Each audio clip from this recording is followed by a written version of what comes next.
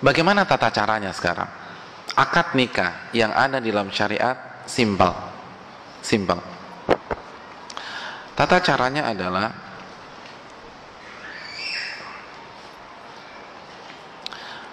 setelah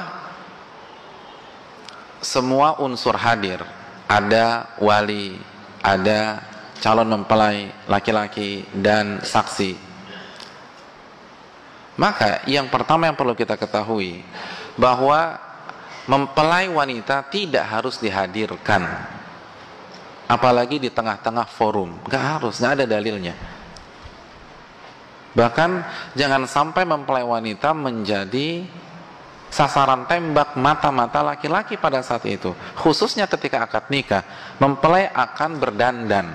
Jadi kalau sudah jelas-jelas berdandan atau dirias, di make up, maka dijaga di tempat yang baik. Jangan sampai dipertontonkan. Karena ini akan menjadi istri antum. Masa istri antum dilihatin oleh seluruh pasang mata yang hadir pada saat itu? Jadi sekali lagi tidak harus, bahkan kalau kondisinya demikian maka tidak dihadirkan di meja akad tersebut. Itu yang pertama. Jadi tinggal ada saksi, ada mempelai dan ada wali. Lalu hadirin yang dirahmati oleh Allah Subhanahu wa taala, acara dimulai dengan khutbatun nikah sebagaimana hadis Ibnu Majah. Ibnu Majah membuat bab khutbatun nikah, bab khutbah nikah. Dan hadis Ibnu Mas'ud, allamana Rasulullah sallallahu alaihi wasallam khutbatal hajah fin nikah wa ghairihi. Nabi sallallahu alaihi wasallam mengajarkan khutbatul hajah di pernikahan dan di selain momen pernikahan. Jadi sekali lagi disunahkan untuk diawali dengan khutbatun nikah. Pertanyaannya, apa itu khutbatun nikah?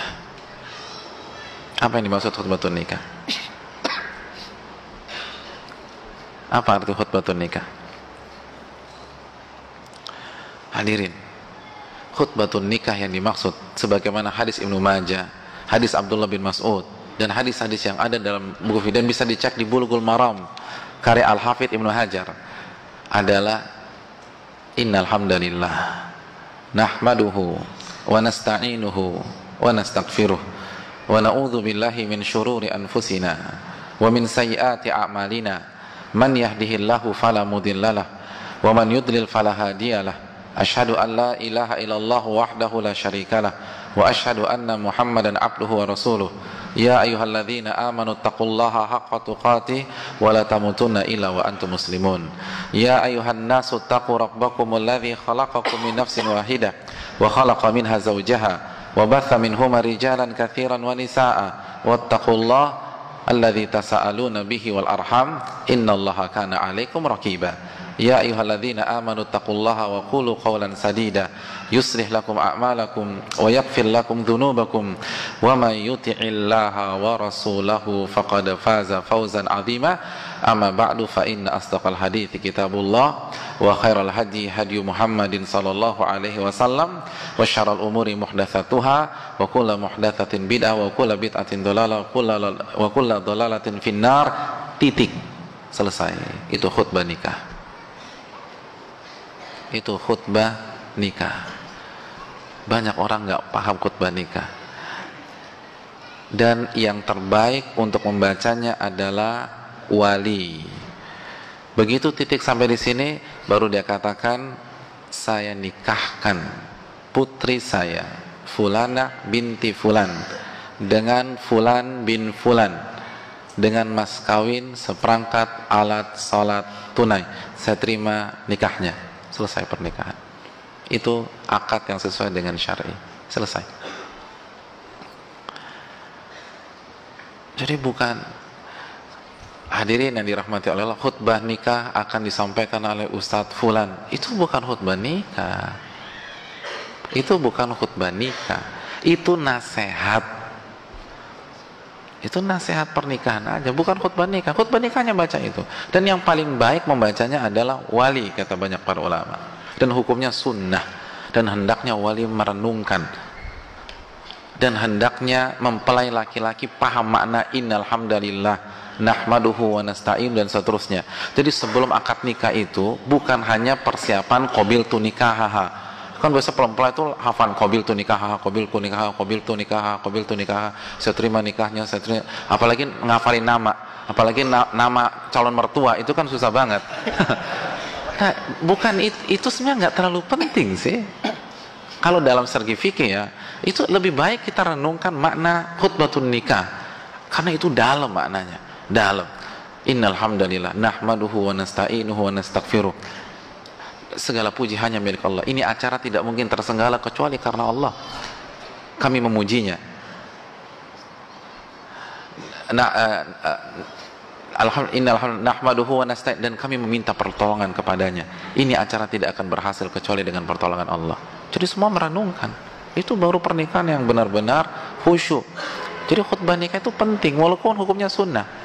Tapi dibaca dengan penghayatan. Wali membacanya dengan penghayatan, lalu mempelai laki-laki yang siap-siap untuk qabul itu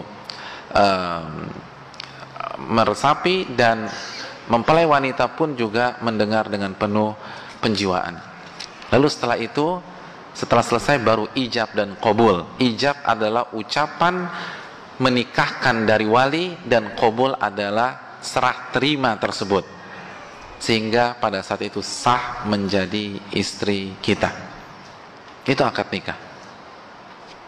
Ustadz, kalau sekarang ada ceramah pernikahan, boleh apa tidak? Jawabannya boleh. Tapi yang paling baik itu yang paling baik jangan sampai terkesan itu khutbah nikah. Bukan itu khutbah nikah. Jangan mengesankan itu khutbah nikah. Itu nasihat. Ada dalilnya nggak Ustadz? Kembali kepada kaidah tadi. Hukum asal akad nikah dan walimah adalah muamalat. Maka selama tidak diyakini satu paket, ini hanya mengambil momentum saja. Karena khususnya mempelai, dia akan dengar pada saat diceramahin di waktu tersebut, maka nggak ada masalah. Walaupun nggak ada dalilnya, tidak ada dalilnya ada ceramah pernikahan. Namun ingat konsep kita, hukum asal akad nikah dan walimah adalah muamalat. Itu penting. Lalu yang perlu kita perhatikan, sekali lagi, tidak harus satu nafas. Tidak harus satu nafas. Nggak ada. Terlalu mendramatisir. Nggak ada hubungannya ya. Jadi nggak harus satu nafas.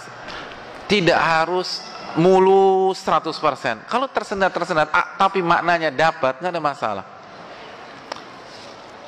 Jadi saya nikahkan putri saya Fulana binti Fulan dengan Fulan bin Fulan dengan mas kawin cincin berlian tunai. Saya terima nikahnya Fulana binti Fulan dengan mahar yang disebutkan tadi tunai. Selesai. Dan nama ayah kalaupun nggak komplit sebenarnya nggak ada masalah, asal jelas. Yang nggak boleh misalnya saya nikahkan salah satu putri saya dengan Fulan bin Fulan, saya terima nikahnya, itu nggak boleh karena nggak jelas. Tapi kalau misalnya dia cuma punya satu putri, misalnya nama putrinya Rini, saya nikahkan putri saya Rini dengan Fulan bin Fulan, saya terima nikahnya, itu selesai sudah. Nggak harus disebutkan Rini binti Sasongko Probo Negoro Fulan, nggak perlu. Dan itu yang susah kan. Tapi kalau mau disebutkan ya silahkan, tapi nggak harus demikian. Nah terkadang yang jadi masalah ketika seharusnya sudah sah karena tersendat di nama mertua, akhirnya suruh ulang. Nggak perlu. Itu antum kalau begitu semua ramai-ramai teriak sah aja, sah gitu loh. Jadi penghulunya nggak bisa ngulang lagi. Pokoknya satu gedung udah bilang sah. Jadi nggak perlu diulang. Karena sudah sah, mau diulang gimana? Orang mereka sudah suami istri. Jadi itu yang harus kita camkan bersama-sama. Sudah habis waktu ya? Subhanallah.